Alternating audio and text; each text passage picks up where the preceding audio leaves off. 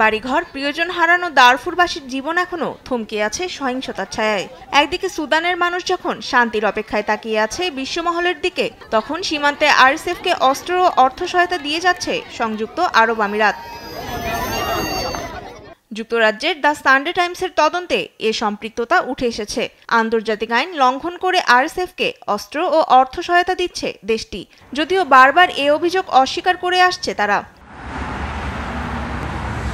প্রতিবেদনে আরও বলা হয়, 2019 সালে বুলগেরিয়া থেকে ভারী অস্ত্র কিনেছিল আরব আমিরাত।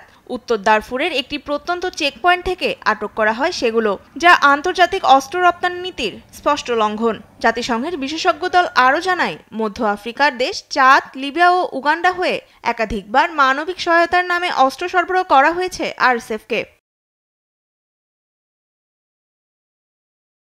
এদিকে আরএসএফের নিয়ন্ত্রণে থাকা সোনার খনি থেকে সোনা পাচারের বিষয়টিও তদন্তে উঠে এসেছে। আধাসামরিক গোষ্ঠীটি চাদ, মধ্য আফ্রিকা প্রজাতন্ত্র হয়ে দুবাইয়ে সোনা পাচার করে, যা পরে সেখানকার বৈধ বাজারে প্রবেশ করে। এই সোনা বাণিজ্যই মূলত আরএসএফের অর্থের অন্যতম বড় উৎস। বিশ্লেষকদের মতে, অস্ত্রের আড়ালে রয়েছে অন্যতম উপাদান সোনা, যার লোভেই আন্তর্জাতিক শক্তিগুলো সুদানের এই যুদ্ধে বড় ভূমিকা রাখছে। এর জেরে সেখানকার নিরীহ মানুষদের জীবন ফেলা হচ্ছে ঝুঁকিতে। তনিমা ইসলাম, নিউজ ডেস্ক, দেশ টিভি।